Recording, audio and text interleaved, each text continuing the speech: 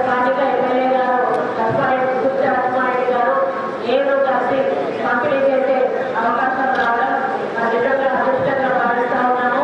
మరి ఈ పథకాన్ని ఎవరైనా కూడా ఒప్పుకోవాల్సిన అవసరం ఉంది.